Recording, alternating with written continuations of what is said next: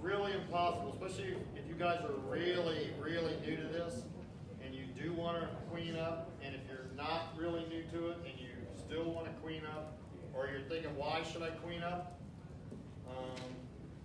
It makes all the difference in the tolerance of your bees. You have bees in the neighborhood, you have them around people, in your backyard, around your neighbors. You need to have really good gentle bees. You do not want a news truck in front of your house in the evening. It will not go well for you. You also, as Becky is here, pretty sure she's running. So Becky's here, she is our inspector for the area. I am not the guy to stand up here and say we need more government. I'm not saying we don't need any government, but sometimes we're getting as much as we can swallow. But I gotta tell you, the state of Florida, in their apiary section, where you have them come out and inspect your bees to make sure they're healthy and we're not having a problem with American foul brood. And I gotta tell you, the $10 a year you get for stupid question time, you can literally wear her out with stupid questions and she will keep coming back with answers for you. Now, I did teach her a little bit, so the answers may not be 100% right, but she will try. She will work at it and get you answers and help you with a lot of different issues. So you definitely need to be registered through the state. I think it's $10 a year for 5 hives. Is it still? Sorry, I wasn't paying attention. I was working the crowd. Some things don't change, Johnny. So, Becky, stand up. So, if you have bees, she inspects your bees. Do not call her and tell her you want bees. She can't inspect your wants. She inspects live bees when she comes to your house. Get your bees first, then call me, and then we'll schedule an appointment to come out and do your registration and get you all taken care of. And I do recommend that if you are going to buy a nook or a hive of bees from somebody, if you're going to rub them wrong by asking them if they are registered with the state, then you should be buying their bees anyhow. Correct. So it wouldn't hurt to ask. Also, if you're buying bees from me, and I just had my bees inspected, and you buy them and you call her and tell her that you just bought a nook of bees from me. I'm not selling nooks, so don't call me. But when I'm registered, and if I was, and she's checked me out this last month or January or whatever, she wouldn't have to come inspect your bees because those bees were inspected just recently. And she could tell you, and she would know all that because she has all the records for everything throughout the year. So she would work that out with you. You definitely need to be registered. You definitely ought to have good stock. And then the next thing, we have a mentor program, a mentor-mentee.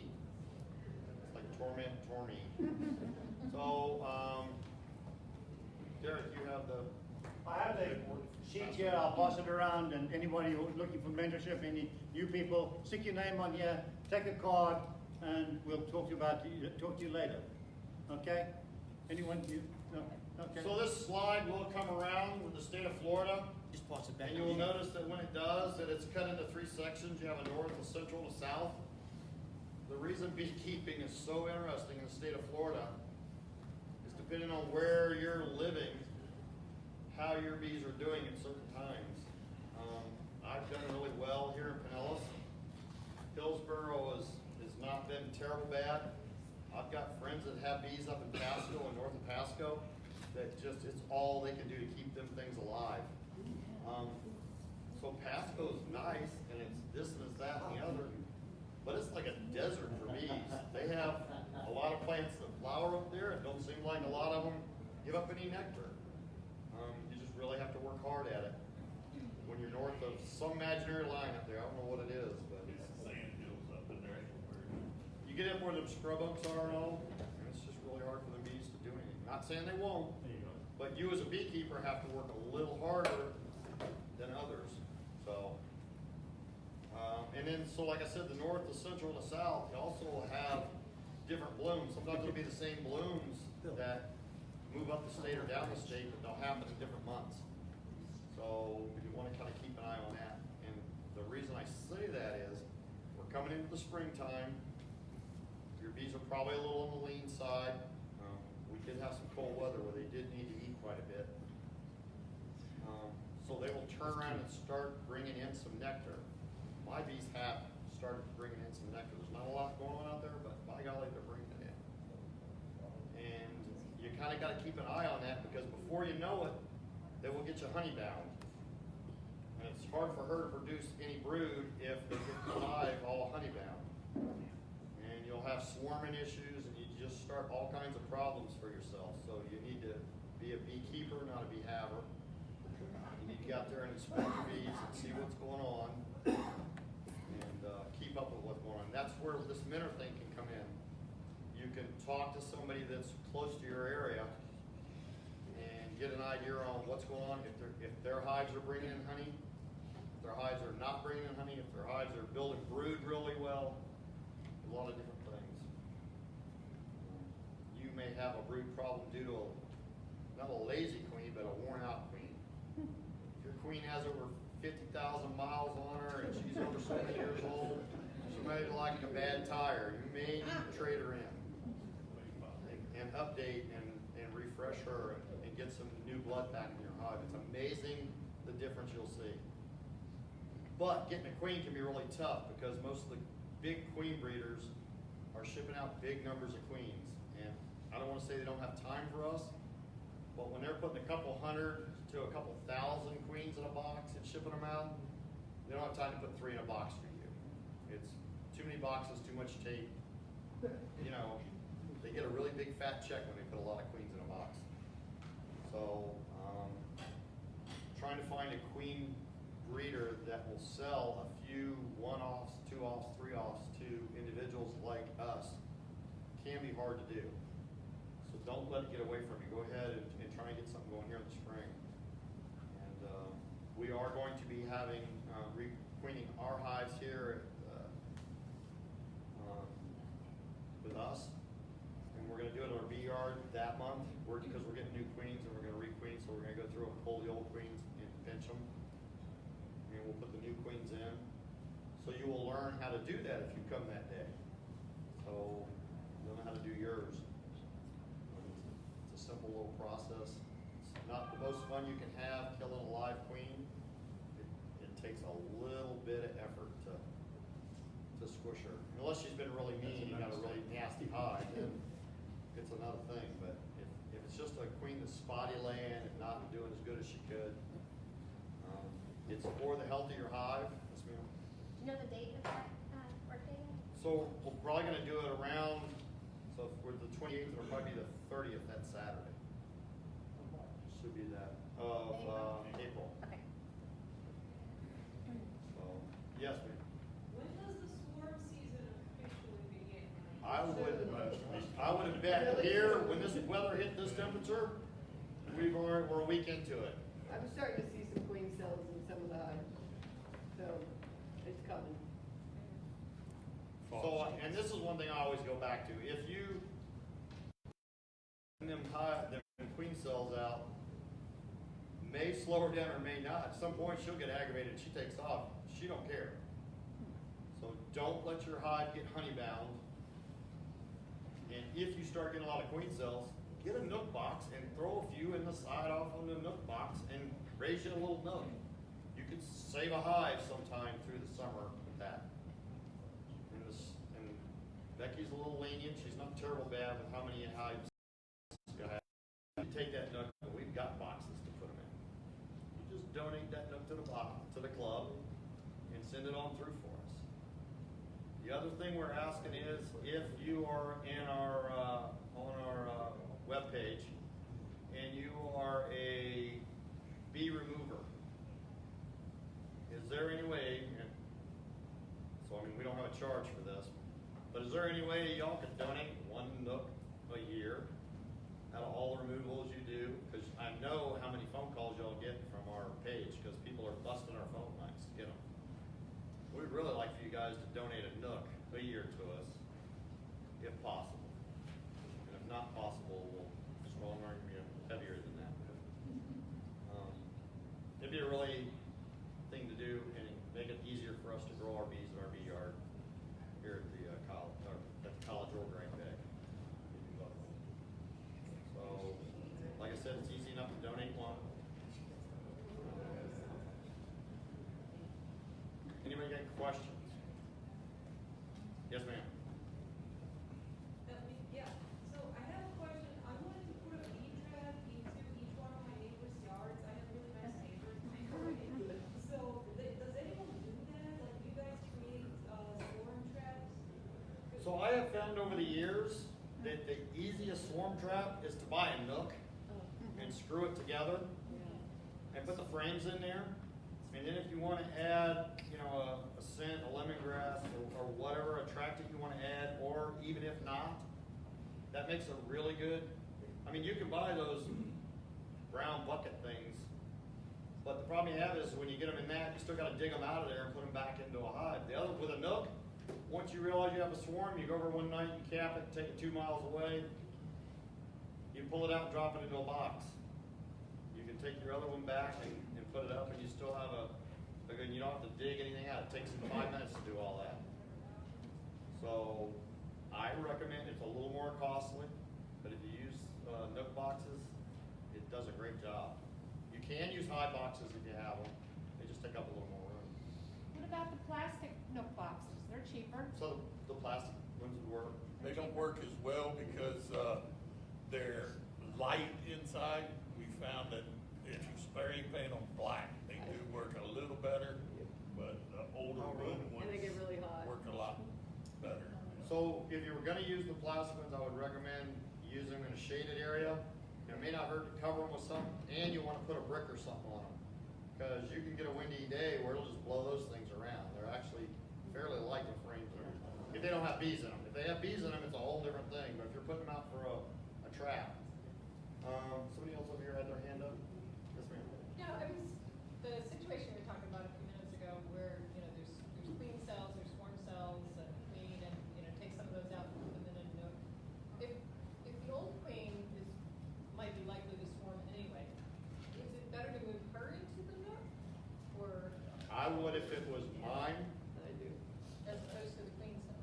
Like because the then, old so queen- what you're doing is you're making kind of a false swarm. Simulating that she swarmed. Yeah. Yeah. So what the question was is if you go into your hive and you find what you think is super sujo or the queen is they're starting to set up queen cells for whatever reason they're doing it. Usually it means the queen's going for a ride one way or the other. Just saying. At that point, if you're gonna make a split, dig through your frames. If you find the frame with a queen on it, put her in the nook. Put a couple other frames with her and some food, and she'll just go on doing her little thing. But she has enough room and not enough congestion in there that she'll want to swarm. It'll settle the swarming down, usually. But then you want to replace her anyhow. 'Cause, you know, So then you want to get your new queens into your hive so you have a good stock in there. And then at some point, I mean, so then if you're gonna donate that hive to us, that's fine. Just let us know that you used an old queen and you made your swarm, your forced swarm from that. And that's fine. What we'll do is when we get it, we will re-enter a new queen into that hive. So we'll have a good, strong queen for the year and we don't have any issues. So, I mean, that's not a problem. And it would save you like $33 or $35 for an extra queen there if you don't want it. So, yes ma'am. I had a question, actually, I had two questions. We had a removal, that is what we currently have in our, for our colony, and so the queen's doing her job and everything, she's not marked. If you get a removal, you don't have any idea how old she is, do you bother marking her, or? So the state of Florida's recommendation is if you get a removal, whether it's a swarm or whatever, they recommend you replacing that with a known good queen. Oh, okay. So as that hive gets stronger, you can get into a pretty crazy situation. Because that hive will be just docile and fine for weeks and weeks and months. Yeah. And then when they get to a certain size, they all of a sudden turn into the bully in the classroom. Okay. Be aggressive. And now they may not, but do you really want that in your backyard? So And then I one, always say caution on the side of error Okay. on that. and upgrade. And if you get a swarm, the Yeah. queen from that swarm is two things. She's either older, Yeah. because she made enough bees to swarm, or she has a propensity to swarm, and you don't want either one of those Right. things. Well, So, see, this wasn't a swarm, it was a Okay. removal, It but, could be a virgin queen. I've had a lot of virgin queens. She could be, but you don't know who she's bred with. yeah. And I will tell you, in Pinellas County, we do have Africanized bees. They're not 100%, they're not 90% Africanized, they're not 70%. And you could do 5 trap outs and get 5 really great groups of bees, and they're really nice. And the 6th one you get could become a monster on you. And it's just, you don't want that in your backyard. So, like I said, for $33, it's cheap insurance over what you could end up with. I one other quick question was, providing, flowers nearby, is that frowned upon because then you would attract other bees to your area, or like how close can you plant, bee friendly? So the issue is a hive of bees would forage on about an acre of flowers. About 20, that is what they reckon, really. So if you. But I mean, that's a You're month. benefiting the native pollinators out there when you're planting. So we don't discourage you planting honey plants or planting plants out there, but you're not able to plant enough to benefit your Gotcha. bees. But if you got 3,000 or 4,000 neighbors, you can tell to plant plants. I'll talk about that in my talk, actually. Okay, great. Take a look at it. Any other questions for the last few minutes? Yes, sir. Yeah, on requeening, how do you know when you requeen that you'll produce another queen? Or they've got, when do you, you take the chance of, All right, so if you don't buy a queen from a known queen maker, and they ship you a mated queen in a box, and you're gonna take and let this queen, these queen cells you got, you're gonna let them turn into something. And usually the bees will do a pretty good job, and they'll raise them up, and then what happens is survival of the fittest. I've seen anywhere from 2 queen cells in a hive to 30. Sometimes they just go crazy, and you'll see 6 or 7 on a side of a frame, and there's 10 frames in there. They won't all have that many, but I've seen that many in a hive. A lot more than less. I mean, 6 is probably like a bare minimum, right? So you got 6 queen cells in there. So do we have an election? Or how do we set this? Well, nature's not quite as democratic as we are. So nature says, well, survival of the fittest, we're gonna let that roll. It's worked for a lot of years. So what happens is all these cells get ready and they emerge, and the first one out and can move around is nice and young and agile, and she can move on around that hive, and she will go around to those other queen cells, and she will sting each one of them queen cells and kill each one of them queens. Now she's number 1. Now they will take care of her fancy, they will feed her, they will groom her, they will pet and love on her. She will gather up her strength, she will go out on a maiden flight, hopefully. Hopefully she'll get bred with some decent males, not Africanized drones.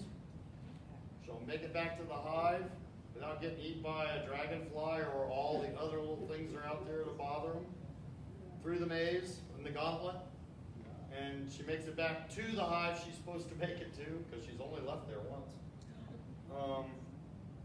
And she gets settled down and she starts laying in that hive, and life's wonderful. You've got a beautiful laying queen that wasn't Africanized, bred, and everything's good. That's the best case scenario. That don't happen that often. My experience of Bill here is that about 20% of the queens do not return from a mating flight. I would bet it's that. And if you've ever gone out to your bee yard on a nice warm summer evening, and you get out there just before dark, It's quite that high, but it can be high. and you get out there just before dark, and you look around, and you go, wow, that's really cool. When bees are flying everywhere, look at all the dragonflies. That's cool.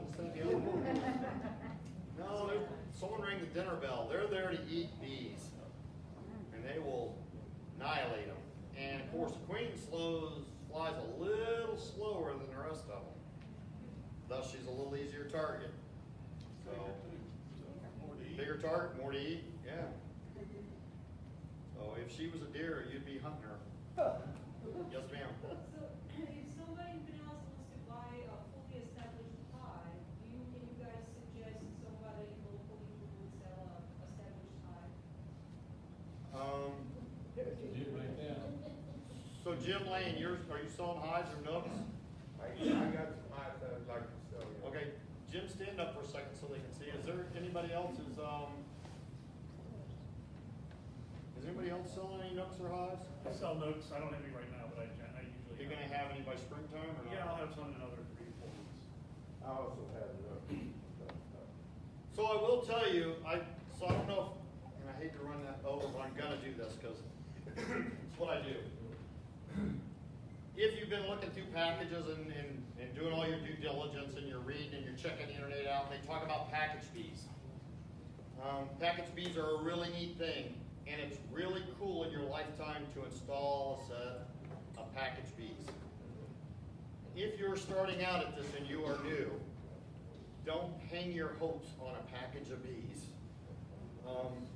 They can be difficult at best and not difficult. But the problem is, if you're not 100% sure and they're not 100% sure, you're in a really gray area. And you've paid $100-something for this package of bees. Now this package of bee comes with a little can of syrup in there, and it comes with a little queen in a cage. And the instructions are pretty simple. Dump the bees into the box. The queen's in the little cage, she'll stay there. What can happen? Open the can of syrup up and pour it into a little feeder so you can set it off to the side and continue to feed your bees. It's just about that simple. Unless the next day when you come home and you go to look at your box because you've got $100-something in your new package of bees and you got your new wood box there and this is all cool and this is the most interesting thing you've ever done, and you go out there and you look and there's no bees flying around your, why is there no bees flying? There's nothing to look at. Why is there a swarm in my tree 40 feet up? That's where your $100-something worth of bees are. Johnny, that's why I put a strip of cleaning glue, a staple strip of cleaning glue across the front, so she can't get out. And they might go up in the tree, but she's still in the hive, they will come back. So being a brand new beekeeper, hold off the reserve to get a package of bees. If you're gonna buy bees, get a local beekeeper to sell you a nook of bees. A nook of bees you can bring home and drop into your hive. Your queen has now got laying eggs in there, she's got food, she's got brood, she's got all the reason in the world to stay there. A package of bees, you're dumping them into an empty box, and if you're really new at it, you don't even have any built combs. You're dumping it in there with foundation that they gotta build out. Yes, sir?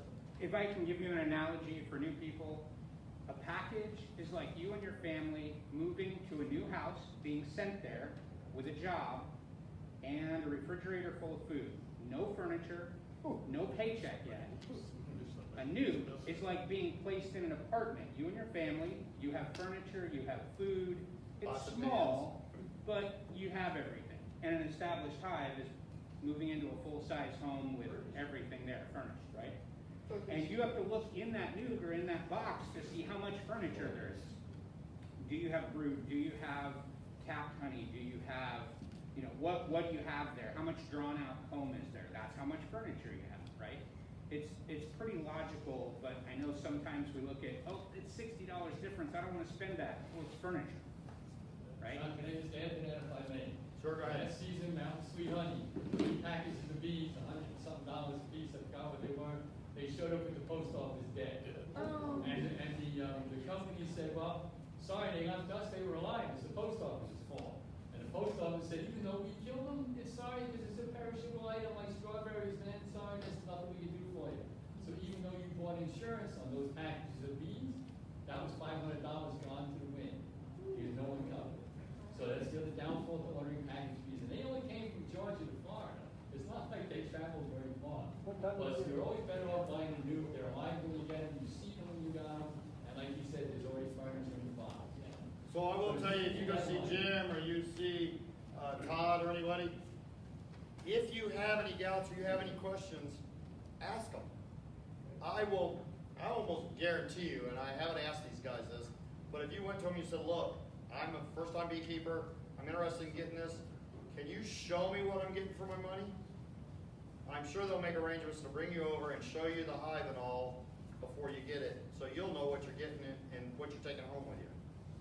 And another thing is, then they walk away from that going, well, you saw they were alive, you saw this, and you saw that, and you saw that food in there. You know everything was in there they needed to do what they're doing. Most important, when you take your nuke home, go straight home and put it away. Do not stay in the car, you will kill your bees. do not put them in the trunk of your car. They, believe it or not, they use air. And they need cool air. They can't just sit in the sun, even a box sitting in the sun. My wife killed a display hive. Yep. At one of our honey displays, when we were selling honey back, this has been a few years ago. She moved it around on the table and the sun started shining in on that side of it. We didn't even realize it, and within 20 minutes, they were all dead. I mean, 20 minutes. It went from everybody's going, oh, they're all piled in the bottom of it. They're this much up in the glass across You the should bottom. wear your full bee suit when you're driving back to as well, because the cops will just let you go. And we provide gloves and veils. We open up hives, we go through, we look for the queen, food. You know, it's a hands-on experience. Don't think you're going to stand in the back and be a wallflower. I don't tolerate when I teach that class. I will hand you a frame of live bees. And you can just stand there with your mouth open looking at them like I did the first time. It's confirmed 9:30, I have the email. It is 9:30. So, guaranteed to be a good time. We always learn something. I occasionally even learn something. I've been doing it for a few years. He's been doing it forever. You still, every once in a while, see stuff and go, oh wow, I hadn't seen that before. So if you ever think you're going to get to the point where you know it all, you might as well give up right now, because they will stay ahead of you somehow. Think that's all for announcements right now? Jim, hey, Johnny, Yes. 2 things about Gray Bay. Next Monday, Becky's gonna be there. I don't see too many people there that have hives out there, but if they are, you wanna call her and set it up for an inspection if you need it. And as another point of interest, we're gonna be doing an alcohol wash testing for raw Monday at the club. And anybody that's out there who doesn't know how to do it, we'll show them how to do it. All right, so if you haven't, and that's for Mike care, so if you haven't done either one of those, are you just doing alcohol or are you doing both? We just do alcohol. Oh, just alcohol. So if you've seen an alcohol wash done, you can do a powdered sugar wash, and then it's almost the same.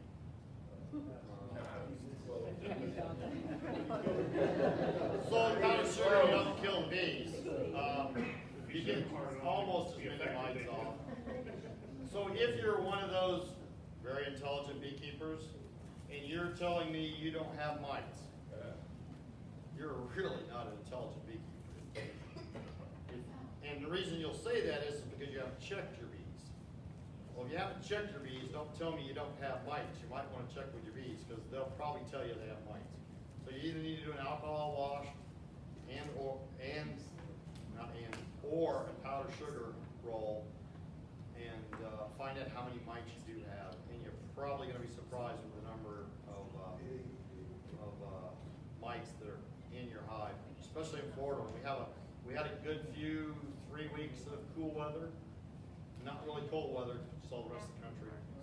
But when we're starting warm this time of year, and the brood and the queen starts ramping up a little and starts making queens and making more brood and getting going for the year, and by June and July, our bees are not going to stand a chance. There's going to be mite counts in there of out the ceiling.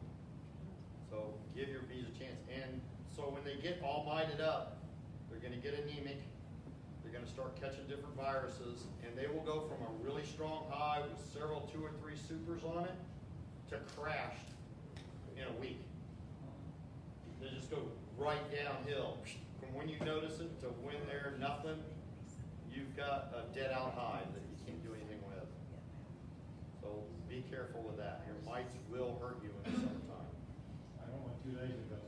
Johnny, are we gonna be showing anybody how to do the acrylic acid test on the treatments? Is that what we're gonna be doing now? I think we got a machine. Did the club get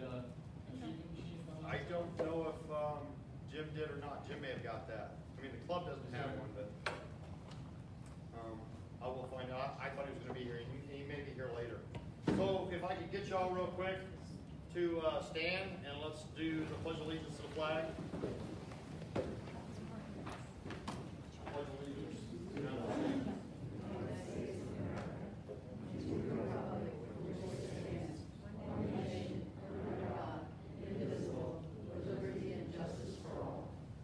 Thank you. You may be seated. Heavenly Father, we thank you for a chance to get together and study about this little insect. We ask you to be with our country and be with the world with the things that are going on. Keep us safe, keep us healthy, and we ask you to bless us in your name. Amen. So with any further ado, Dave, you want to come up? Sure. I met this guy a bunch of years ago. We were young, we were young back then. I've known Johnny. Too long. Yeah. We were young, but, okay, I'm Dave Westervelt. Let me find my clicker so I can change this. Or do I gotta stand here? Can y'all hear him? Can everybody hear in the back? Or if not, I can hold the, There's a microphone there. there's one right here that I can hold.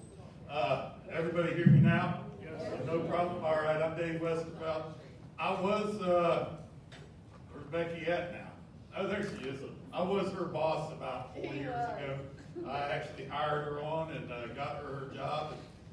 Since then, I've gone on to retire, and I'm working with the State Beekeepers Association, so I've got to put a little bit of footage in there for them. If you don't belong to the state association, you need to belong to the state association, same as you're belonging to the local association. The state association actually helps you by going up to Tallahassee, fighting for your privileges of going to have bees in your backyard, the cottage food industry, what other ones? We've done the bee tag.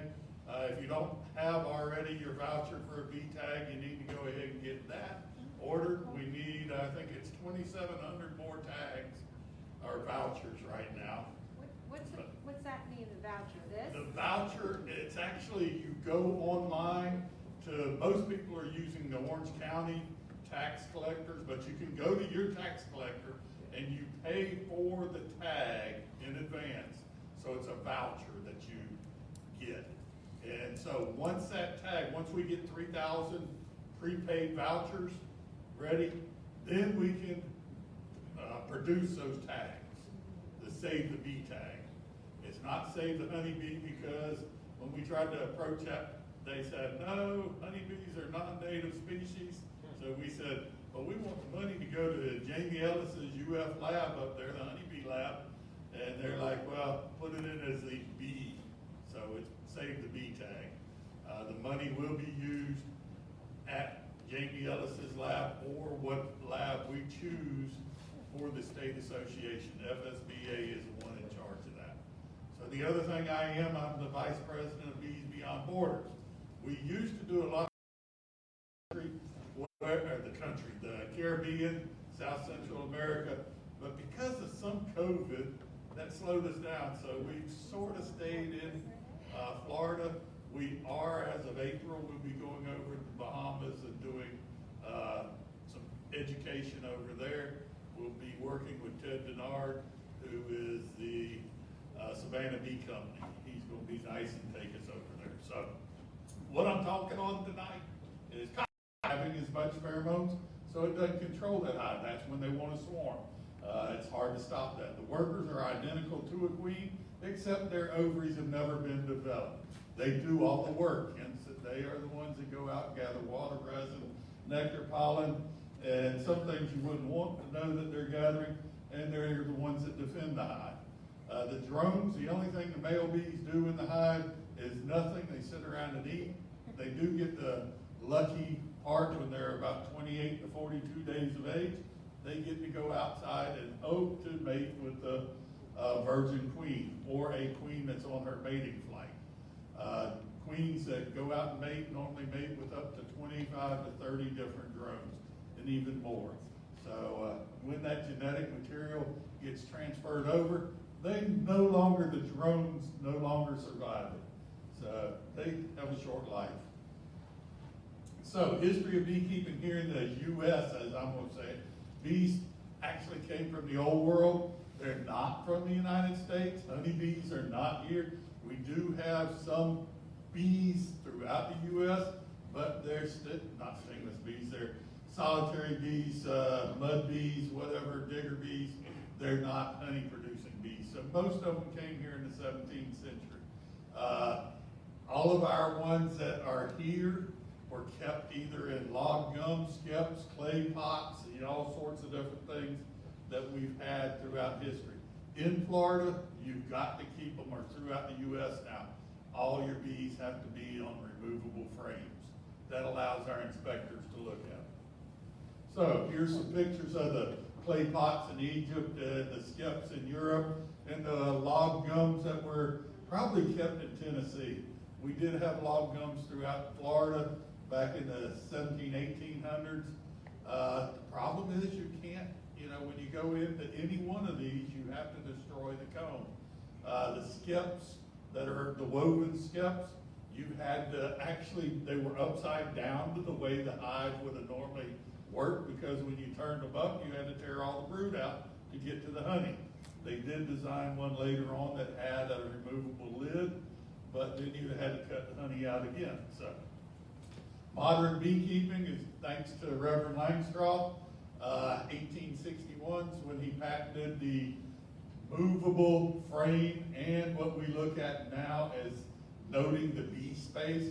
Bee space is not where we ship the bees up in the space shuttle many years ago. It's actually the space in between two non-movable objects. So if a bee tries to go up in between something and it can't move that, and it rubs it, two bees go between, it's got to be 3/8 of an inch, or I think it's 6 millimeters, whatever it is. That way there's enough room between there the bees can pass, walking back to back. So Langstroth figured that out, and it's very important. That's why your frames have those little ears on them, so when you squeeze them together, they have that bee space. I kind of like it, go and send them up to maybe the moon or Mars, somewhere else. We can have Martian bees. So, parts of the beehive, and this is where everybody gets confused. And when we're talking about nukes, myself and Todd Jameson one time were heading over to go down to Haiti. You probably remember when Todd went. We were heading into the Tampa airport. I had a 96-quart cooler that was full of broke down nukes. We got to the airport front desk, and the lady asked me, what's in the cooler? And I said, well, they're broke down nukes. You tell an airport person, this was pre, body checks. I then knew what a body cavity check was. They do not like nukes. So that terminology is a nucleus, but we as beekeepers call them nukes. A nuke is just a small beehive. It's a nucleus. So on a beehive, the parts of a hive, it's the same for a nuke as it is for a 5-frame, an 8-frame, a 10-frame, 12-frame hive. Europe, they have 12-frame hives, and they sit different, the frames are inside of them. So you've got the cover, a medium super. I don't like to use medium because if you go to D&J and ask for a medium super, they're going to ask you what size is it, 6 5/8, 7 1/4, 6 1/4. There's a bunch of different sizes. If it's made by Man Lake or Kelly, well, Kelly doesn't exist anymore, or Dadant, they're different sizes. Most of them have gotten to the same size. A deep super or a hive body. The reason it's called a deep super is it can be used as a brood nest or a super. The bottom board, of course, is the same on anything. And then you got a Boardman feeder and a sugar jar that somebody hadn't cleaned out. But those are the parts to a beehive. So, it says here every hive has 10 frames. If you've got an 8-frame and a 9-frame, they're a little different. But the bees crawl in between, carry the pollen into there. Everything's stored in those combs, and the young bees are reared in the combs. The water is put into there to keep the hive cool. We actually take those frames out that's stored honey, uncap them, and extract them and reuse them. If you go back to the 1800s, beekeepers recycled before recycling was green. So we did it for yellow wax. So what is the reason you're going to keep bees? most of y'all are backyard beekeepers or a hobby. You're gonna probably pollinate somebody's bees, or flowers, I mean. And for hive products, if you think of what's in a beehive, you got honey, wax, pollen, and propolis. What's propolis? It's a new word for y'all, right? It's bee glue, as I like to call it. It's anything that a bee goes out and gathers. We'll get a little more depth into that. Pollen's the actual, the protein that they feed the young bees. We'll get into that in a second. And the wax. So, it's a hobby. It's relaxing, right? It's really relaxing. It's exciting because you can tell all your friends, oh yeah, I'm a beekeeper. Wow, have you been stung? That's the first question you're gonna get every time you tell somebody that's not a beekeeper. And they'll ask, how many times have you been stung? I kept track until I got stung 18 times, and it was the second day. So I can tell you, you can get stung a lot of times. I started beekeeping at a very young age, but it's just cool to keep bees. It actually is cool if you're in the wintertime and the bees are fanning. Otherwise, it's normally the hottest job you can have because beekeepers like to keep their beehives out in the middle of the sun. Bees do better out there. So, pollination, sure, you're going to be pollinating because your bees are going to do it for you anyhow. You don't have to tell them to go out and pollinate. That is what they do to bring that, let's say, hamburger back into the hive because it's protein that the young bees need. The adult bees don't eat any of that protein or very little of it. Once they actually emerged out, first 3 or 4 days they may consume some, but otherwise pollination is particular to what you're going to go after. If you're doing pollination for a feed, you're normally bringing bees onto a location that the person has planted. Blueberries, strawberries, squash, and when you look at squash or the cucurbits, specialists at what they do. Honeybees are unique because they're generalists. They don't care what they're pollinating. They just want the food. So they do go after nectar at that time too. So hive products. On average, I can tell you that a hive of bees Florida averages about 30 to 40 pounds per hive for the 640,000 colonies we have here. But if you ask any commercial beekeeper, they're going to make about 340, 400 pounds of honey per hive, 3 to 4 different honey flows, or they're making 5 to 7 different honey flows, specialty flows here. Beeswax and that, you're not going to make a lot of beeswax. You can't produce beeswax without producing honey. So it's a byproduct of the honey production. So what we always looked at is normally if we produced one 640-pound drum of honey a week, you'll increase it. You won't increase honey production, but you will. Pollen, you weaken down the hive because you're taking that food from them. So if you're going to dry pollen or gather pollen, you've got to rotate it so you do it for like 1 day and then let 3 days for them. Otherwise, that's food for the baby bees. They'll shut down that queen. They don't want you to take all that. So, bees cap over ripe honey. If you think about ripened honey, once it's coming in at 85% moisture, they actually go through, if we wanted to reduce something down that's a semi-concentrated solution, if we wanted to go from 85% moisture, if I have this water here at 85% moisture, so it's got 15% solids in it, sugar. If I wanted to do it, I have to heat it up, boil it, get it to evaporate off. Honeybees actually use a process where they actually, first they put an enzyme in it, they transfer it back and forth from bee to bee, they sort of make bubbles. Those bubbles actually increase the surface tension or reduce it so it can pop out. Then they put it into the cell, fan it. But, they don't have a nuclear power plant in there, but somehow, I was listening to a beekeeper that was a physicist up in Arkansas, and he says that's what got him into beekeeping, because he said to go from a liquid at 85% moisture down to 18% to be considered honey and ripened, he said that's almost impossible. Even boiling, he says, we can do it, but we gotta boil it. He was very into that. Once it's at 18% or less, normally bees will cap it. That is if you read the book from Ohio.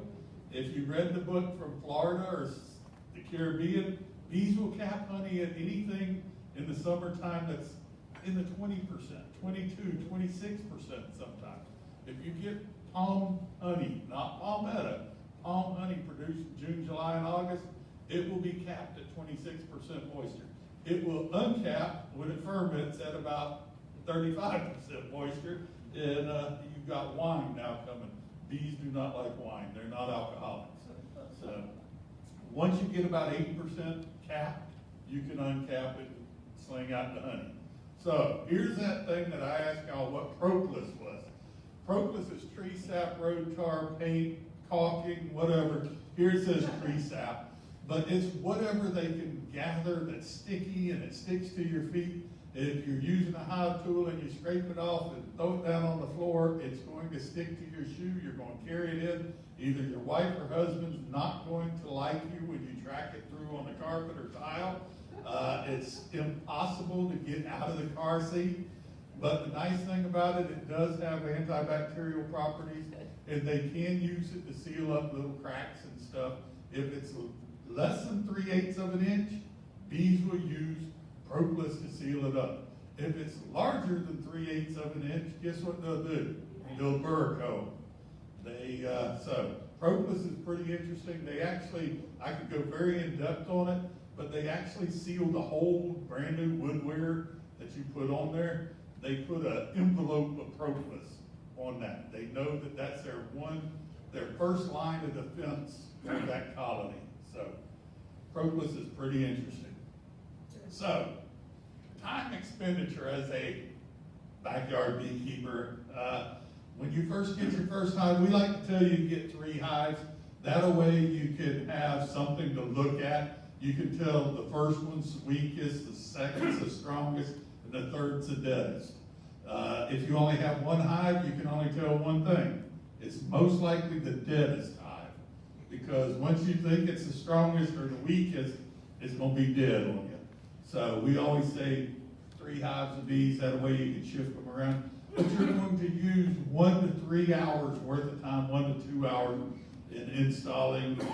Weekly, if you stand out there for 15, 20 minutes looking at them and maybe 2 to 3 hours of inspecting them, I don't even spend that long in a hive. If I'm out there, I look at the entrance, see what they're doing. The rest of the time you're reading books. Better than reading books, it's nice to get the general information out of the books. 99% of the books that you're going to read, YouTube and everything, are not from Florida.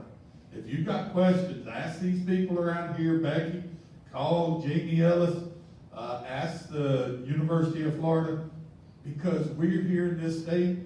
Florida is totally different. When you talk about your packages of bees that came from Georgia, they probably came from Florida first, went up there to Georgia, and then came back to Florida, because we usually ship bees. We would ship packages from Florida. We'd sell about 3,000 packages, 3,000 to 6,000, to a producer in Georgia. He would come down the week that we were moving out of Orange Blossom, which was normally April 28th to 1st of May, and he'd shake our bees so our bees weren't swarming. And we'd ship them up for Gallberry, get into there, and have good, strong bees. So, yeah, they get moved up. If you're getting them out of Ohio, they came from Florida first, because our bees here in Florida are ready to shake packages out in March and April. So they're ready to go. Nuke's a lot better to do. So, site preparation and visiting with clubs and stuff, you'll spend 2 to 3 hours throughout the whole time. Cost. I actually had to change this, because the last time I did this talk was in 2014, and the prices on it at that time was $100 to $250 for the initial 2 hives. Well, the price of hives have changed. I can remember my first hives I bought coming out of North Carolina. We paid $13 a piece for them. We bought 21 hives of bees. We put them all in the back of a Datsun pickup, and I rode on the You talking about the police not stopping you because of a swarm of bees or a hive of bees? I was sitting on the back of the hives, and my dad and mom were driving, and we went through a bank robbery checkpoint. Guess what? Georgia, right on Georgia-South Carolina line, it was Hardyville, I think it's Hardyville, South Carolina or whatever. They let us through there, so we figured out how we could rob banks. We didn't do it. Definitely changed. There it's saying 175 for a 5-frame nuke. That's about the average this year that comes with the queen. Like it says there, get 2 to 3 hives. You can compare the health of them. So, and you can swap the frames in and out. So your expense of the hive, smoker, and everything else can be very expensive too. So, the buying of a hive, if you buy a old hive, you're getting that person's problems, if you think about it. Black, it doesn't have black foundation on it, and the cell size are very small, or 3/4 of them are drone cells. You don't want that. You want newer equipment. You know, 1 to 3 year old frames are fine. When they start getting, like, I used to be so proud of my grandfather's stuff, but we found out it has all the contaminants and everything else in it. Buy supplies local. If you mail order them, yes, you're on Amazon, you can get free shipment, but you're paying twice as much sometimes, and you don't know where they're coming from. So, basic equipment that you need, yes, sir. Nothing can be cleaned or sanitized to the point where it could be reused? Yeah, you can, but then again, you're getting problems. Anytime you sanitize or wash those woodware, it warps, the nails will loosen up. By the time you've done that, you've spent more time and money. I know we're retired, time's free, but my wife likes me to do certain things too, so I'll end up doing a lot more. But if it's new or newer, you're a lot better off. But yeah, you can sanitize, especially if it's your own stuff. Now American Foul Brood, you cannot sanitize. You can, but it comes back as ashes. So, or you can run it through the radiator. You can do it that way. Otherwise, you can't control it. So you need hive tool, smoker, bee books. You definitely need bee books. Reason I like bee books after you're finished reading them, unless they're old ones, I take the pages out of them and start my smoker with them. And the other thing that I laugh, I hadn't started a bee smoker in probably 2 or 3, 4 years now, but I still carry a cigarette lighter in my pocket. It's habit for me. My wife still asks me, why do you carry that? You've never smoked in your life? And I said, well, I might start someday. We did a bunch of smokers. You definitely need gloves, even though I don't work bees with gloves. You'll want to work bees with gloves, and veil and helmet. You don't have to have a pith helmet. You can wear, a hooded bee suit. You can get some strange looks. So if you're wearing your bee jacket and you just unzip the hood on it and walk in to go eat dinner at Denny's or wherever, they'll really think. And if you use BeeGo or any of the honey robber or anything, they'll think, wow, why do they smell so bad? Mite screens and testing and monitoring trays. That's one thing that's very important. I like to use alcohol because I can get a 99% mite count on them. If you use powdered sugar, it's not quite as good. So, other equipment, sugar water. It can be expensive to feed, but if you're getting a nuke or a package, if you go that route, remember that's like an infant, so you have to take care of it until it's fully grown, which is normally about 42 days, so 6 weeks that you're going to be feeding it. So it's just like having a new baby, a new infant. You need to keep feeding it. So sugar water can be $5 to $40,000 or $50,000. Who knows? It changes with everything. Honey extractor, you can get one of these cheap ones for about $200 a quarter, or you can go all out and buy a real good one, or you can borrow it from the club that you belong to, or a friend. Electric fences to keep bears out and other unwanted people into your beehives. Definitely, even in this area, it's strange. If you're over on the coast area, you'll find there's bears wherever you're at here in Florida. Where I don't know where they come from, if they're moving them, or if they just take off and say, well, we're gonna go sightseeing. But, we had them out on Cape Canaveral, and we had them over in Fort Myers, so they go everywhere. And skunks. Skunks will not be stopped by electric fences, but skunks will bother your hives. When you come to a hive and you see little balls of chewed up bees, you don't really recognize what it is. It looks like somebody has taken propolis out of the hive and put it down in front of the hive. And you go to work that hive and they're very defensive. Most likely you've got either what we call a civet cat, the spotted skunks that are here in Florida, or the black and white striped skunk. So they will upset it. Normally you smell them before you see them. So. And that is bear damage. That is not where somebody went through there with a lawnmower. And once you've had bear damage, you cannot stop that bear from going back into there. You should have put a bear fence up before you put the bees in there. It's good to hang bacon on it. You can take a can of sardines and poke a little hole in them. Make sure your fence is off when you go to hang it on there. Otherwise, you'll know what the bear feels like when you get shocked. But you can train a bear not to go into a bee yard. We had yards up in Palatka that the bees had been there for as long as I was a kid. So we put the bear fence up, and we could actually just put the fence post up, and the bear would walk around the outside edge of it because he or she had been zapped so many times that they just figured there's a wire up there too. They wouldn't go in it. But we learned though when your new bear moved into there, she hadn't been stung. So that should be the last one. No, we still got some more to go. No, it started all over again, didn't it? So, this is actually talking about the beekeeping, apprenticing with a beekeeper. Definitely you want to try to get a mentor apprenticeship program, something in that stage where you're learning. If you notice, all of those have brand new bee suits.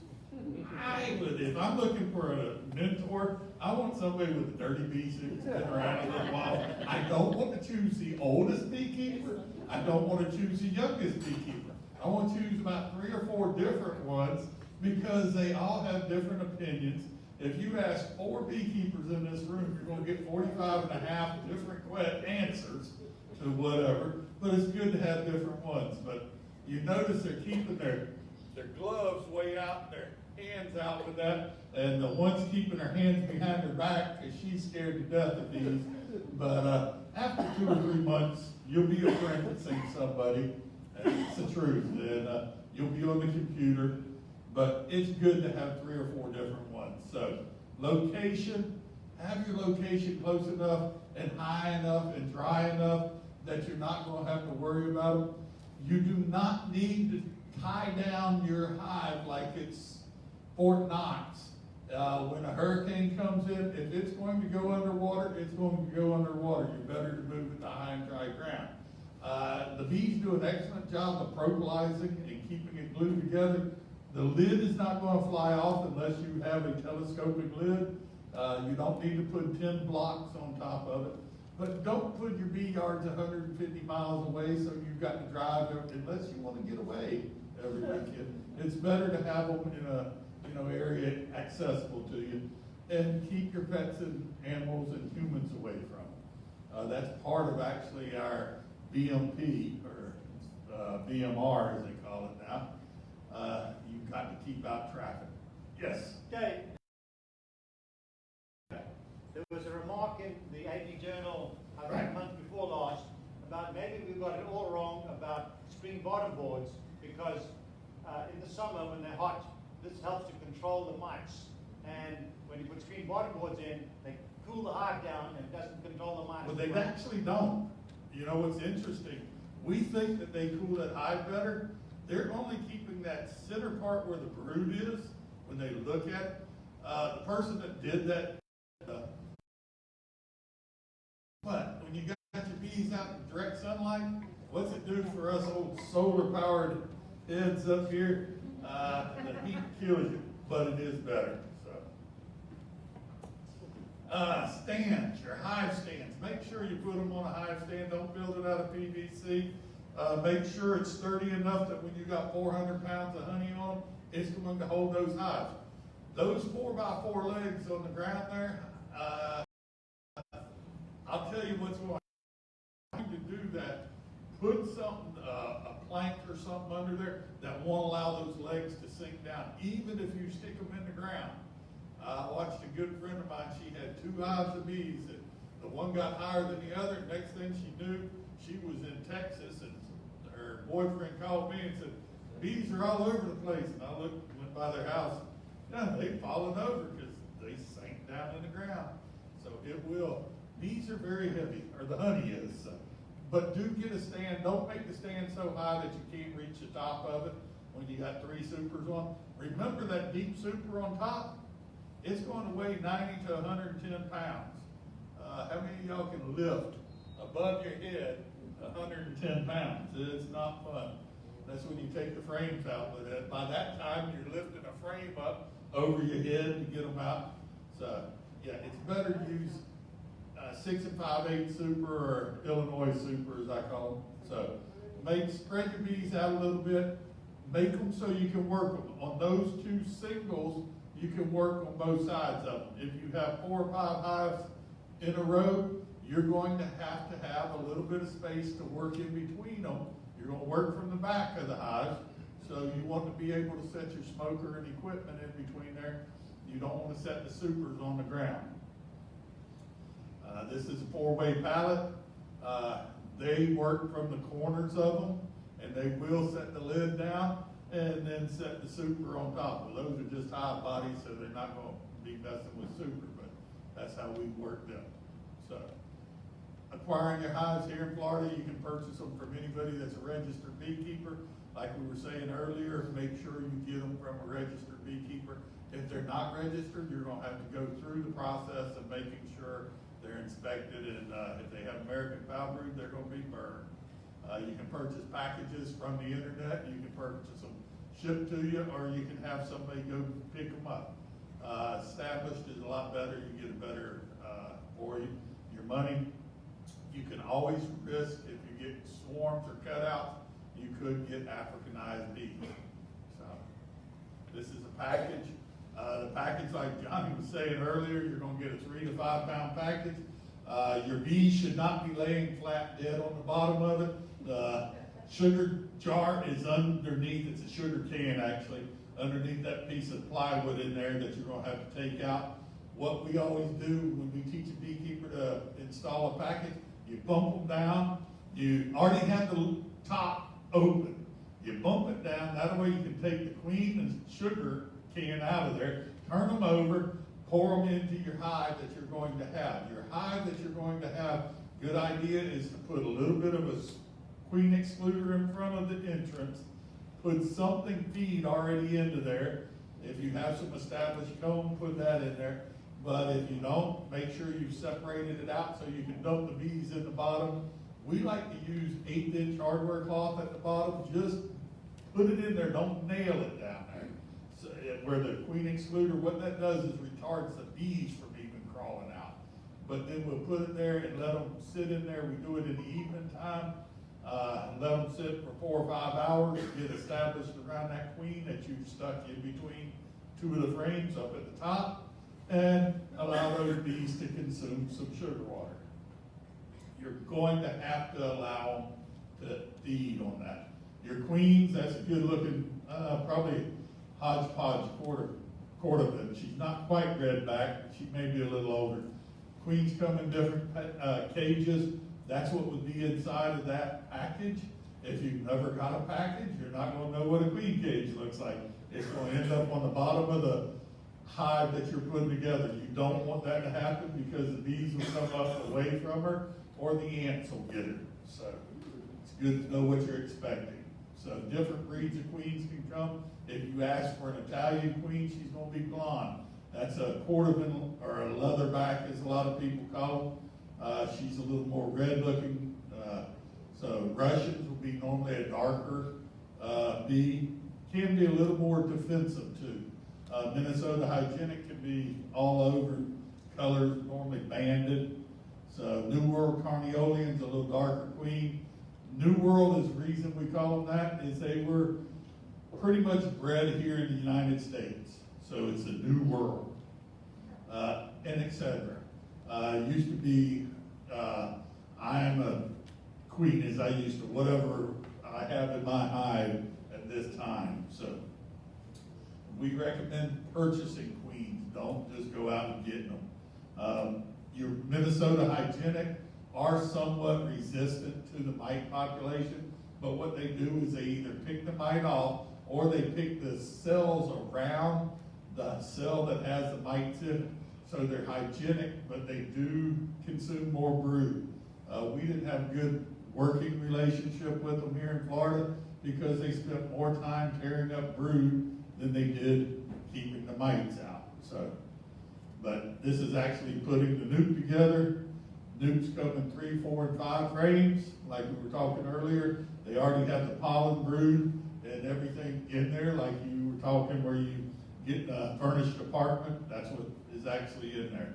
So you can put it into either an old 10 frame box that you already have or establish it into a brand new one. You'll still need to feed it. It takes about 3 to 6 weeks or 3 to 4 weeks to get them fully up to working and ready to go. So these are the purchasing in the fall. Reason you want to do that is you order them in the fall, you're going to get them in the spring. And our spring here in Florida is December 23rd. Don't think that our spring is March the 15th. By March, we're already going into orange blossom.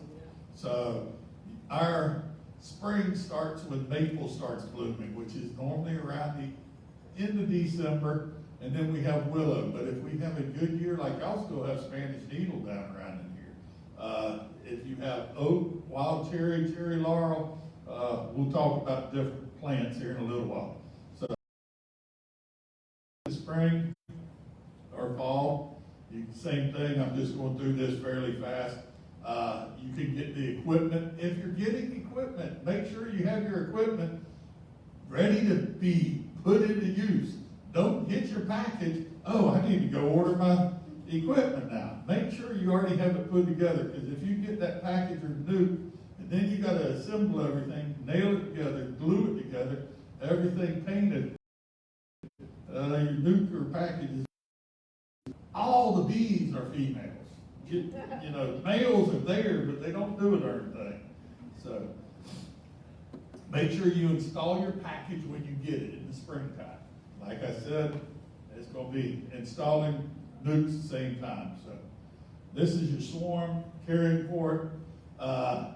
Definitely, if you get a swarm, it's going to take whatever you put it, it's going to build up real fast. So care for your hives. You want to make sure it says here, check them every 7 to 10 days.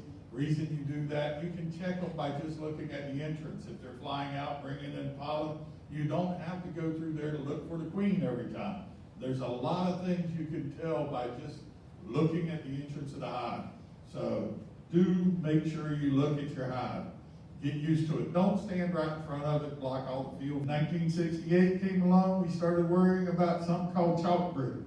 1983-84, we had to worry about something called the tracheal mite. 1987, we had varroa mites. Into, 96, we had small hive beetles, and all of a sudden it just kept combining. We had mites that were resistant to the treatments. We had American foul brood that's resistant to the antibiotics that we were using. So we've got more and more pests. And now we've got, how many beekeepers we got right now? 5,500, somewhere around there? It's actually just shy of 5,000. 5,000? Well, we probably got another 2,000 that aren't registered. Right. And they're always at that. So keep an eye out for queen cells. That's once you get into the summertime, or 6 to 8 weeks into your beehives. Normally a new colony doesn't throw a queen cell unless for some reason that queen is not good. If that queen's not good, you're going to find out they know it before you know it, because they're smelling those pheromones, and so they're going to try to raise a new queen. Don't look at those and say, oh, that looks like the better queen cell. Guess what? They're able to tell a lot better than you are from why they chose that young larva to where it's at. You hear all these wives' tales on, oh, the queen cells down at the bottom of the frames are swarm cells, the ones in the middle of the frame are supersedure cells, the ones scattered wherever they want them are emergency cells. Guess what? They're going to raise them wherever that larva was correct age and the best fed one.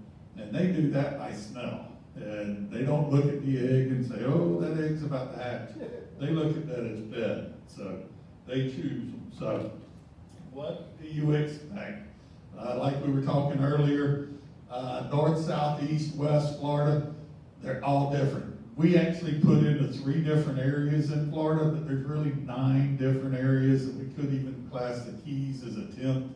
And there's a couple islands out over on the Pensacola area that are totally different.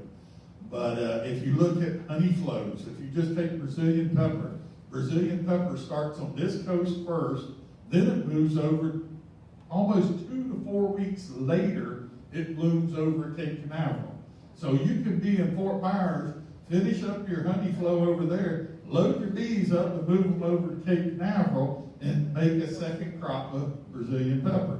If you look at 7 of the honey productions or honey plants here in Florida, they're unwanted species of plants. You've got kudzu, melaleuca, Brazilian pepper, I can name some more that produce them, but those are all honey producing plants. So we have a lot of differences in there. So extracting your equipment, you're going to find out you definitely want a horizontal extractor. I like horizontal ones better. They work, but there's differences in different, or radial extractors, most people call them, but there's different ones you'll find. If you're just 3 or 4 hives, you don't need a 60 frame extractor. You don't need one with a remote control on it. You can use a hand extractor. You get more exercise. But when 1972, we extracted 22 drums of honey, 640 pounds in each drum, off of 200 and some hives. That was one of our friends in a 4-frame extractor. I was sitting there spinning it.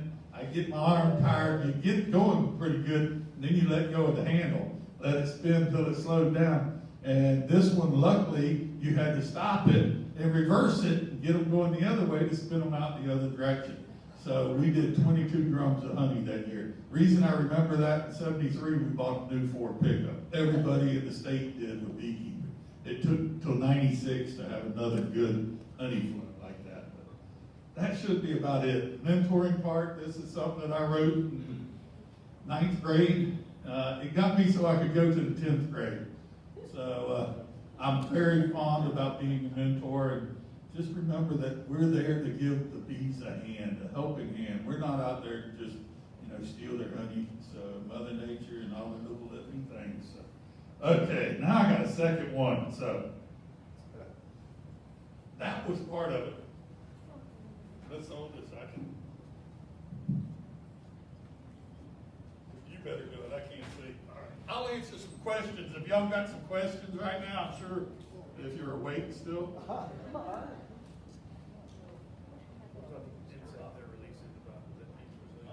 The insect, hold on. Todd had a good question. The insect that they're releasing to eat the Brazilian pepper, there's actually 2 different ones we've got for Brazilian pepper and Melaleuca. The one on the Brazilian, or Melaleuca, talon, both of them seem to be doing okay at what they're supposed to do, but they're not going to be able to control the plant's bile. They're eating the buds on them, but all they're doing is causing the plant to bush out more. They will not totally control it. They're looking at right now. So the interesting part with both of those plants, the tallow plant was planted up in the Panhandle area. It's an excellent fall leaf color, red, yellow, and everything. It produces a lot of honey in areas we never produced honey now. So they're trying to control it with a beetle, shoot beetle, and the same one here in the Brazil. It's not the same beetle, but same process with Brazilian pepper. It always works when we try to control nature. The other one was Melaleuca. actually has an interesting honey is kudzu. Kudzu makes nobody wearing a purple shirt tonight. It produces a purple honey. It smells like grape Kool-Aid, and it tastes like grape Kool-Aid. When we would do the taste test at Disney, at Epcot Center, they would always choose it for the best flavor. And my dad and us being old beekeepers, well, at that time I was a young beekeeper, I would say, yuck, that honey's nasty looking, we wouldn't want to sell it. The problem was, we were beekeepers, we wanted the most clear honey, the water white stuff. We failed to realize that the housewife or whoever was purchasing it wants the flavor. It's like selling wine. So that's one thing you definitely want to do. So it's amazing, I got the mentoring thing right back up again. So that's because I made it to 10th grade. I was lucky. This talk that I'm about to do, it's actually honey plants. Myself, one before the one that I got hired after, Lawrence Cutts. David, could you get the mic? Sure. We're broadcasting live. All right. So this was actually put together by myself and Lawrence Cutts. Lawrence Cutts was my boss when I started on with the Department of Agriculture. He passed away.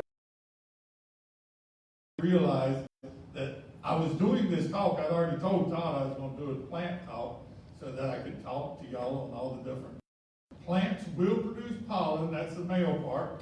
The female part's the center part where the stigma is. And what they want to do is get that pollen from the anthers over onto that area to fertilize that. So they trick an insect, either a honeybee, whatever, to pollinate it. So this is a perfect, it goes into what's called the honey crop. If you notice about midway there, it doesn't go into its digestive system, so it does not start to digest, even though it adds enzymes to it, and it changes its composition from a complex sugar down to a simple sugar. But everything, it comes back out the same way it went in, through that little mouth part. And so it's got like a straw that it uses to suck that nectar out. You see this one on the orange blossom. She's working very hard to get into there where the nectar is produced, and she's transferring the pollen. Citrus does not, well, let me say it. Oranges do not need pollinating. We produce enough honey off of them. Now, the citrus grower does benefit because it gives them a larger fruit, a larger fruit set. But if you think about a citrus tree, you want about 2% fruit set on it, because if you get 4% set, you're breaking branches. On tangerines and your specialty fruit, your honey bells, your little bitty cuties that you buy from California, they don't want them pollinated because they don't want seeds in them. So that's the difference. Our honeybees do a great job. I had the fun of one time having to figure out, because they wanted to know if how many hives of bees there were in the state of Florida. If all the bees were out foraging, what would the number of citrus trees be that were pollinated? And it was actually interesting, because at that time we had almost 1.5 million acres of citrus throughout, and they had 125 trees per acre. They had like 25,000 blooms per tree. And we found out that even with the number of hives we had at that time, we didn't have enough bees in Florida to pollinate one bee per tree. So it was very interesting. But the pollen, think about the pollen, it's actually a gamete that actually, it's a male cell, sperm cell, that's to help pollinate that fruit that's going to be there, that flower, to create the fruit. So the bees transfer. Bees are like little dust mops. They fly around, they build up this little static. They're like a helicopter. Any of y'all ever flown in a helicopter or been on the ground crew and got the fun of grabbing hold of the skid, and before it got grounded out, you'll find out it builds up a lot of those rotary wings that's spinning up there, build up static. Same as honeybees. She builds up a little static. As she lands on that flower, that pollen that's dry jumps on her. And it's a dust mop. She transfers it around. She picks up all sorts of stuff with that, though. It's interesting. But Yep, so you do have different varieties of nectar too. You can have extra floral nectaries. What an extra floral nectary is actually a plant that fools a insect into coming along and consuming nectar that's on the stem or at the base of the leaf. That way the bees, insect, whatever it is, comes up the plant. Bees find out where it's at because they got that little sniffer. Their olfactory is so much better, they can find it. So they produce what we would call an extra floral nectary. Some people would call that honeydew. It's not honeydew. Now, if an aphid was to get that, it could be called honeydew, but it's not. It's produced by a gland that is called still a nectary, but it's a little different. And so here's actually showing most of the things that you find are ants that are on it, but honeybees do use it. One of the main plants that I can think of around here that has it is it's a bean that blooms in the June, July partridge pea. It has it. So do your castor beans. So, what's honey? Can anybody tell me what honey is besides reading what that says up there and what it is? It's actually the carbohydrate that the bees are going to use in order to survive through the winter. Bees being from the north, but us as humans, we like to eat it because it's sweet and it has wax in it that sticks to our teeth. If you all have false teeth, you're going to find out it really sticks. But it's actually for honey bees, which is the species or genus of apis. So they produce honey. They're not like a butterfly. The name butterfly is one word. Honey bees is 2 words. Because in the English language, as long as you're not in GB, Great Britain, over there they combine it. Here, under technical terms, it's 2 words because honeybees produce honey and they're a bee. So it's 2 words. So if your Google says you need to put it as 1, it's not. So it's 2 words. So honeys can come in all different colors, all different flavors. It all matters to what flower they go to bring it in. So, urban forage. If you look in your backyard, you're going to find out, first of all, bees need to forage about 28,000 acres in order to be foraging in their area. If you look at how they forage in an amoebic shape. They don't all go to one direction. They all change, and it can be by the wind direction. They smell better forage area. It can be by the bees coming in to tell them, oh, look, there's a bottle brush 2 miles out, so they're wasting a lot of energy to go get a little bit of nectar. But they go in different areas, so they don't all go to the same area. Urban forage is a mixture of all sorts of stuff. If you go out to the, let's say, Polk County area, where you have 10,000 acres of orange grove, you're going to be on citrus. It's not going to be an urban setting. Now, you will get some variances in there. So, citrus, like I said, blooms normally January to June. Our main citrus bloom will bloom in March. We used to always say we would get March the 7th through April tax day, April 13th or 15th, somewhere in there. And then we move them into gallberry, palmetto. So, this is gallberry. Gallberry is in the holly family. It's a blackberry. Like I said earlier, you've got male and females. Guess what? The female is the one that puts on the berry because it's a fruiting plant. So you need both of them for the fruit production. You don't eat the berries because they taste like gall. But it's in the holly family, ilex. So it blooms also, like it said there, May, June, July. Saw palmetto is my favorite Florida honey for mild honeys. It blooms April, and it matters where you're at. It can go as late as July. And there's a couple different varieties. This is actually saw palmetto. So it's not the cabbage palm or anything like that. You'll notice that on the stems, it has little saw teeth on it. Tupelo. There's actually 4 forms of Tupelo trees. There's really only one that we class as Tupelo honey. It's the Niso Nichi. which, it blooms April and May. The beekeepers that produce Tupelo honey, there's about 40,000 acres up in the Apalachicola Basin. Even though you see up in Jacksonville and over to the Big Bend area, all of that area that's up in the Apalachicola Basin, there's probably 40,000 acres of producing area up there. They produce about 2.5 million pounds of Tupelo honey. You'll hear all the time, oh, Tupelo honey, diabetics can eat it. Don't guarantee that, don't say that, because it's a false statement. Some diabetics can eat it, some can't. It will raise some people's blood sugar. It's higher in a fructose to put them on those. There's no roads into there, so, and they want to produce normally one good super, deep super honey.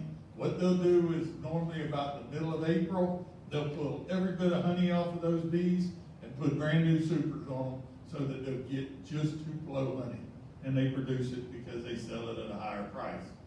Your clovers, we have clover in Florida, but you rarely produce clover honey. Everywhere else in the U.S. and in the world, the main source is clover. And this is actually a threefold variety. It's not our white sweet clover that we see that gets about 8 foot tall. It blooms in again April to September. There are pinks and yellow ones, varieties of that. This would be black mangrove. It actually produces honey. It's one of the June, July area ones.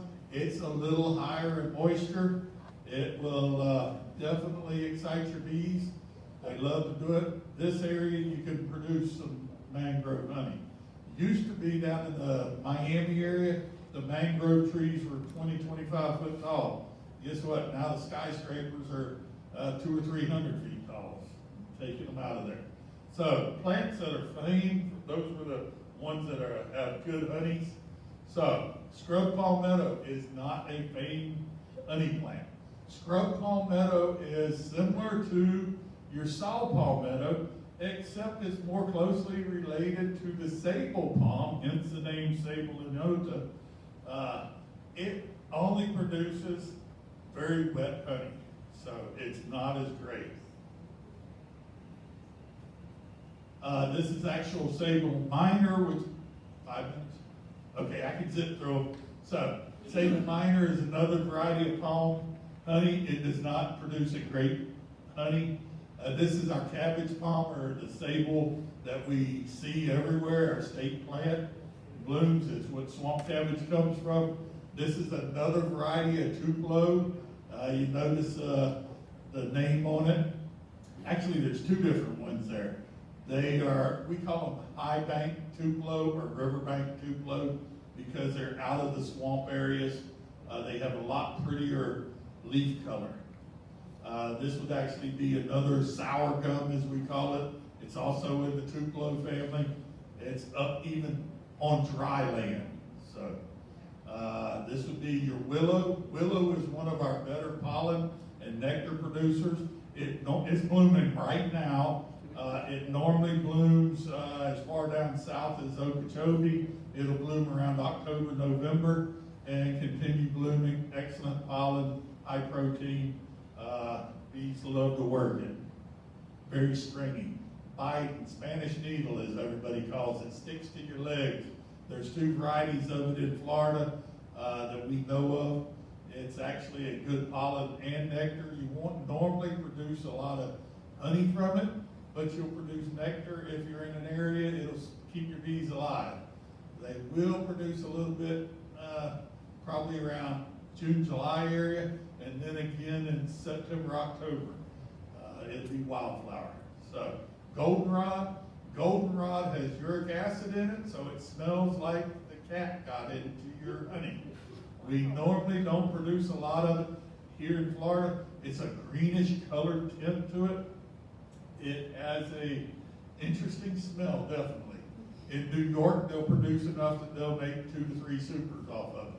The best thing you can do is open that drum up if you want that smell out of it, because it's volatile. It volatilizes off, and the smell goes away, and you've got perfectly good honey. same as Melaleuca honey.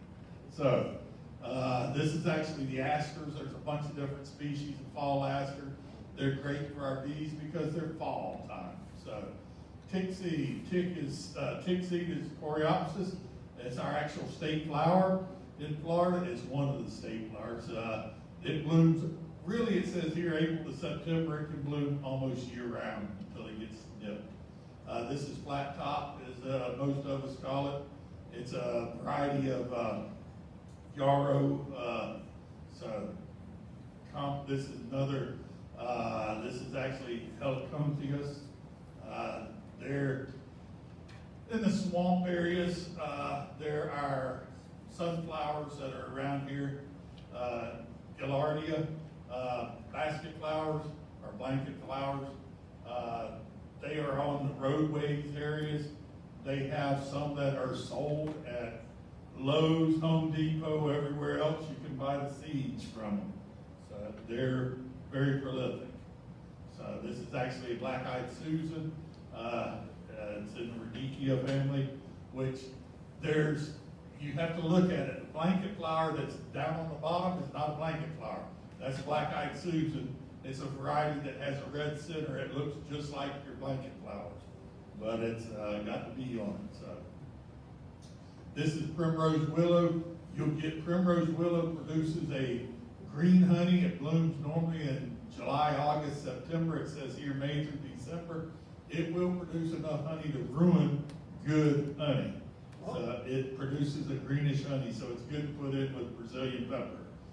This is partridge pea. It blooms on the dry lands where you were talking about up north in the sand areas. You'll get some of it to bloom, and it also has extra floral nectar resources on it. This is St. John's wort. Blooms also in the swamp area. It is in the same family as St. John's wort that everybody was using for healing properties.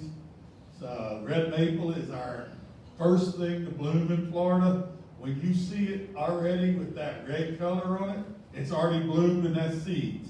What you want to look for are those little puff balls. They're about the size of, they're less than 1/4 of an inch, and watch that bees are working it. They will work the heck out of them. Maple produces a little bit of nectar and a lot of pollen. So, yeah, Christmas. Yeah.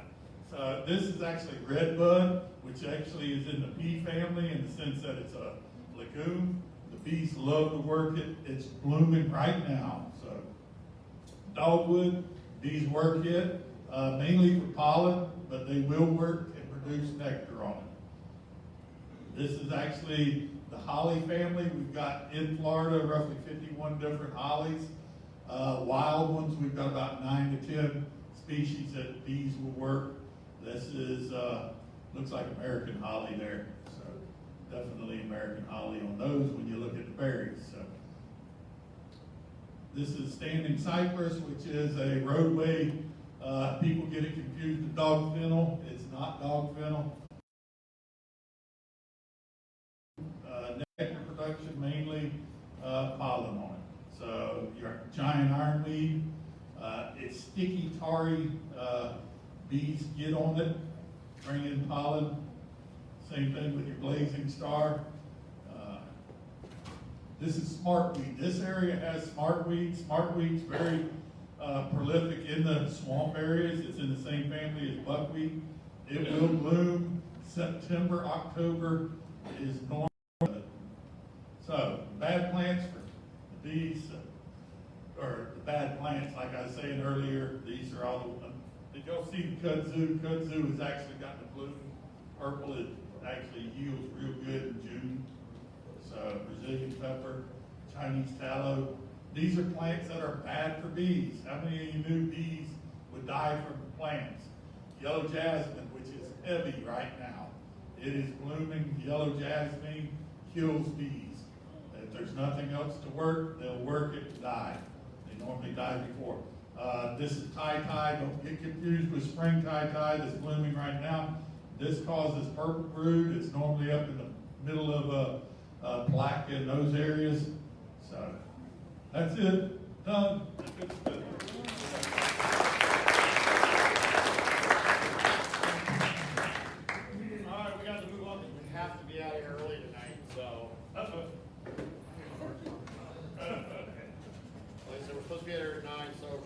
stuff. Dave, I can't thank you enough for, bringing all your knowledge and bringing all that you've done for the bees and the beekeepers over the years.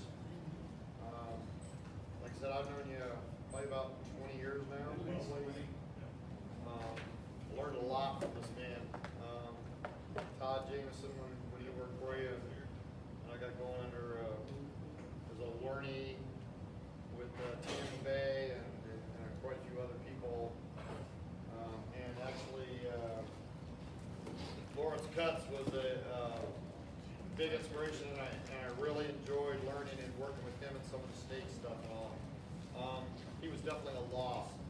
He was a great man, a great father, a great person, a great family man, a great bee lover. And he got into making some gadgets, and he has a neat history. And you throw out a song every once in a while, we're careful. So we're going to pull some stuff here, and we're going to do some digital raffle. All right, so we have, this one doesn't count, sorry. Well, it'll count. I'll do the first one. It'll count. We have 330 entries here on the wheel, and who has ticket 548?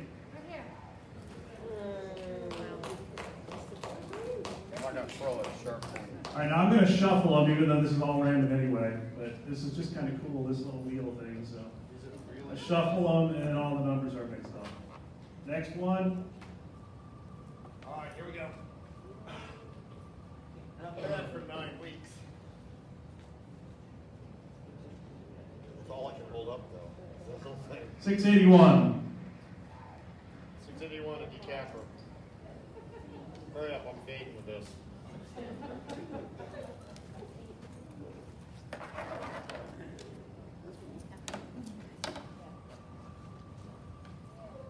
Bee brush.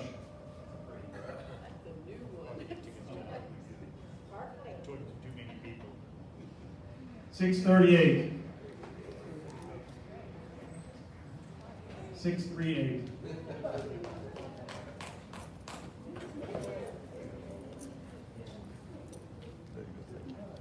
And next is a book from our wonderful author present here today. You might be able to get it signed. She will sign it for you, I promise.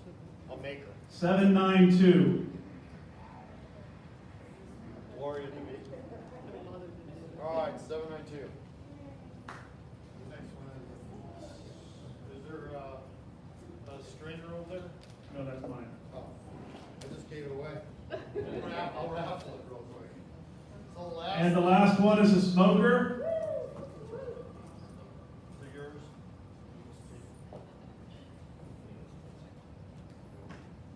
737.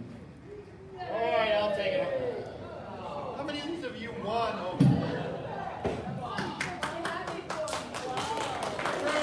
How many have you won over the years? Smoker? I know you won. That's a big Yes, sir. While we're cleaning up, can somebody tell us what are the advantages, or why should we as the local group support the state group, and who is our representation between the two? Sorry, I'm going to interrupt your conversation.